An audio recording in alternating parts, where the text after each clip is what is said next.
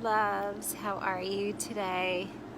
Normally I come to you from my garden plot, but today I'm in my backyard, and after being away on vacation for a number of days, I am tending to all the plants, right?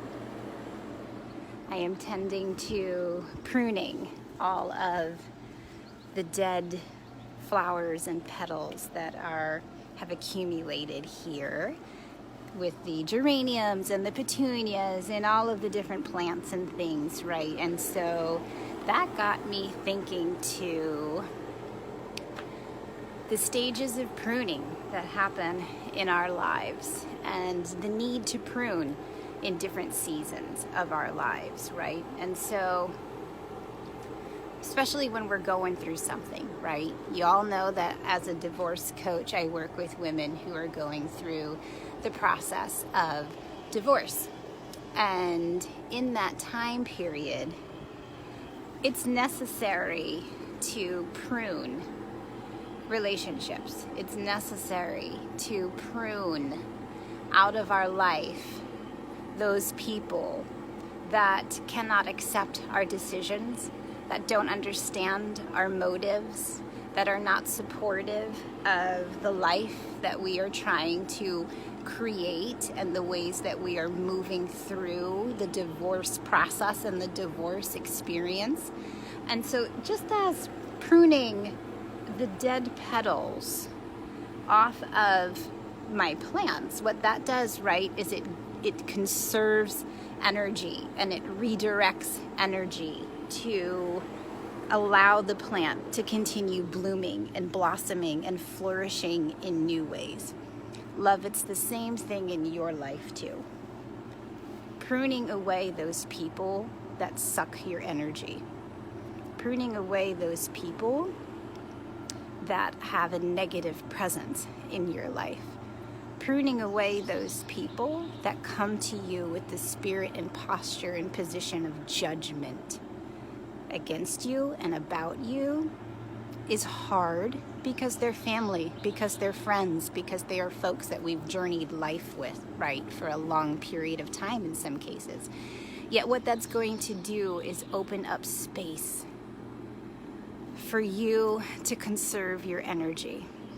It's going to open up space for you to redirect that energy and shift it into the process of moving through your divorce. It's going to open up space for you to have the mental function and focus to prioritize what you need to do. And it's going to remove a whole lot of drama. Plain and simple, it's going to remove a whole lot of drama from your life. So I encourage you today, if you are going through a divorce, and you know in your gut right now, as I'm speaking and as I'm sharing, you know in your gut right now that there are people in your life who are a drain to you, who are not accepting of your position, who are not accepting of your decisions, who are not accepting of your choices. Love, it's time to prune those people out. Take the steps that you need to take to set up boundaries with those individuals and start stepping back, start pulling back, start pruning any negativity, any energy sucker, any drain, anyone who is a drain to your mental capacity, to your emotional energy, to your social sphere, to your finances. It is time to prune them out of your life. It doesn't mean that this is permanent. In most cases, it's just temporary, but these are necessary boundaries for you to set up so that you can move through this experience in the ways that are in accordance, in alignment with what you want to accomplish through your divorce and the needs that you have and the goals that you're working towards. Now, if you need help with this is part of what I do. As a divorce coach, I help women to define their goals and to set up boundaries with people and a whole host of other things too, right? You reach out to me, send me a DM.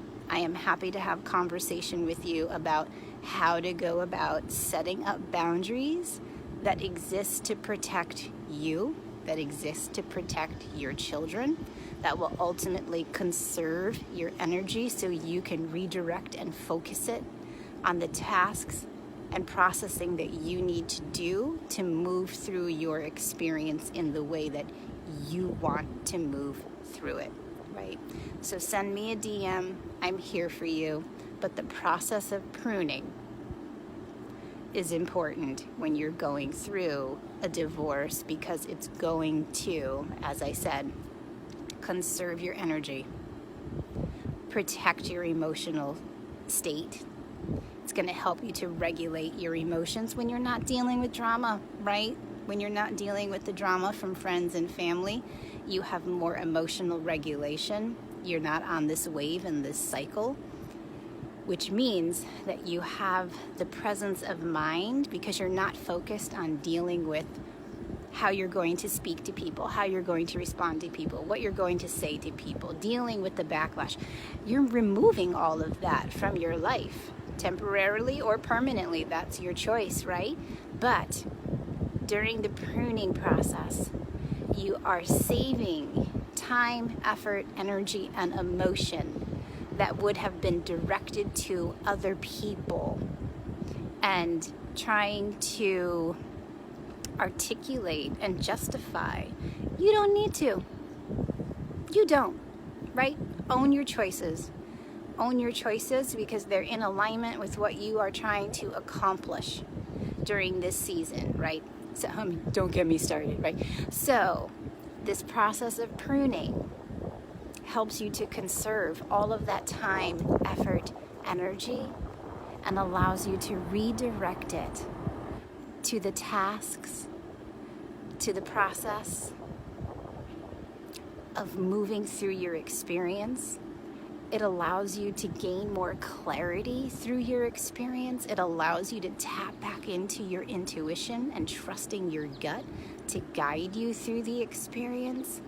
And it allows you to enter into the healing process at a faster rate.